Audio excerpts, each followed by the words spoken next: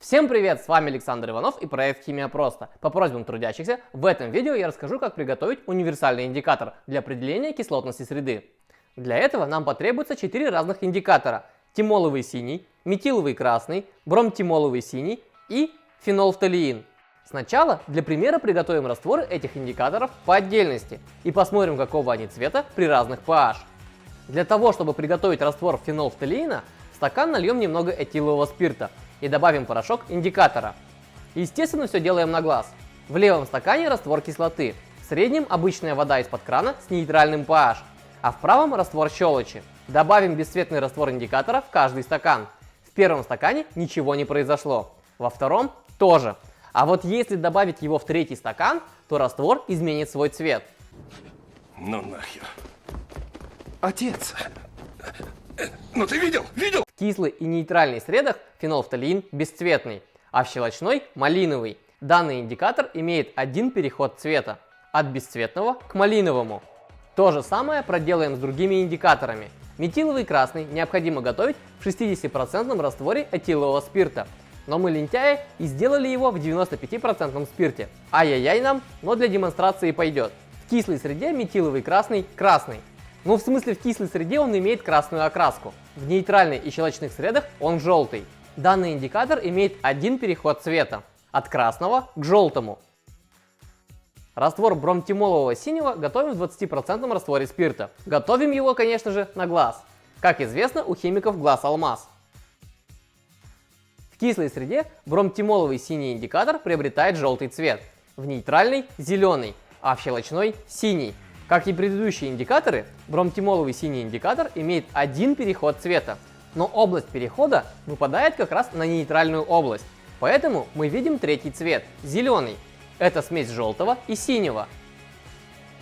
Теперь приготовим 20% спиртовой раствор тимолового синего.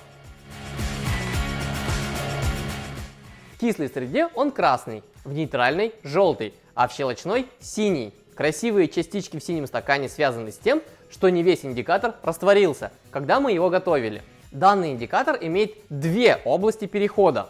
Один переход в кислой среде, другой в щелочной. Поэтому мы видим три цвета. Все переходы цвета индикаторов можно найти в справочнике Лурье. Вообще, этот справочник – это настольная книга каждого химика. В нем есть таблица, в котором указаны названия индикаторов, их формула, способ приготовления и область pH, при котором он меняет свой цвет. Перерисовывать химические формулы каждого индикатора мне было лень, поэтому приведу вам вот такие фотографии. А теперь приготовим универсальный индикатор, то, ради чего мы здесь и собрались. Для этого нам понадобятся все перечисленные ранее индикаторы. Возьмем стакан и навесим в него 0,05 грамма тимолового синего, 12 тысячных грамма метилового красного, 0,06 грамма бромтимолового синего и 0,1 грамм фенолфталиина. Затем растворим все это в 100 мл этилового спирта. Необходимо тщательно перемешать до полного растворения всех индикаторов.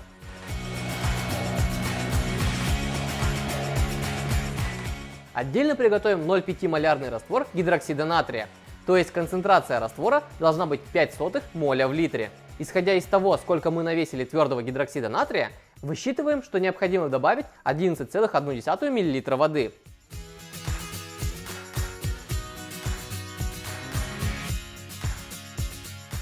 Теперь самое сложное. Необходимо поставить стакан со смесью индикаторов на вот такую прикольную мешалку, добавить мешальник и включить перемешивание. Если у вас нет такой прикольной мешалки, то скорее всего у вас ничего не получится. Теперь необходимо аккуратно, по каплям, добавлять приготовленный раствор щелочи до тех пор, пока раствор не станет зеленым.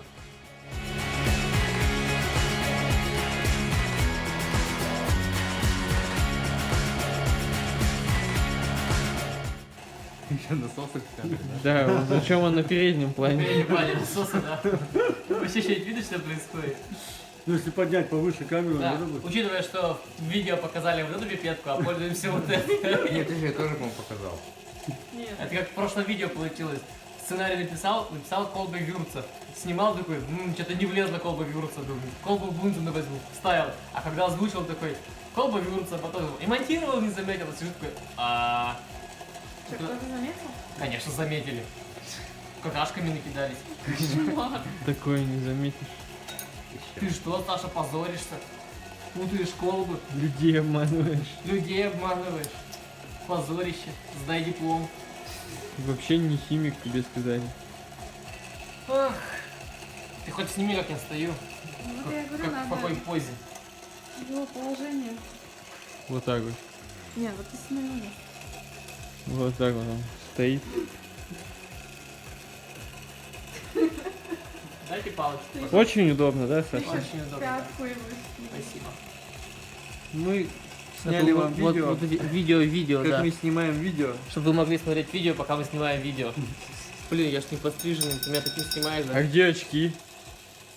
Господи, индикатор Щелочью бьёт нас. работаешь. Линза. 5 соток нормально, малярный раствор. А ты сейчас стричься? Все? Все, принимаем, что ты готова. Постепенно раствор становится таким темным, что сложно определить его цвет. Поэтому мы подложили под него белую бумагу. За изменением цвета можно следить по мениску, где виден цвет раствора. Если вы перетитровали, то есть добавили слишком много щелочи, то вам необходимо добавить немного кислоты, а затем снова добавлять щелочи до получения зеленого цвета. Ставь лайк, если готовишь раствор с первого раза, как и мы, голыми руками, закрытыми глазами. И последний штрих.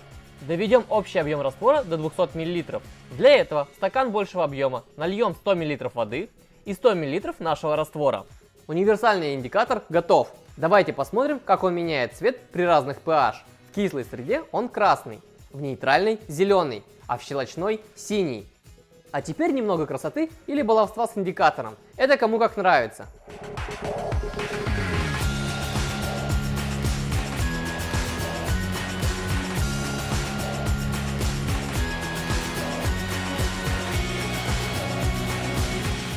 Как приготовить другие виды универсальных индикаторов, можно посмотреть вот в этом ГОСТе. Ссылку на него я оставлю в описании к видео.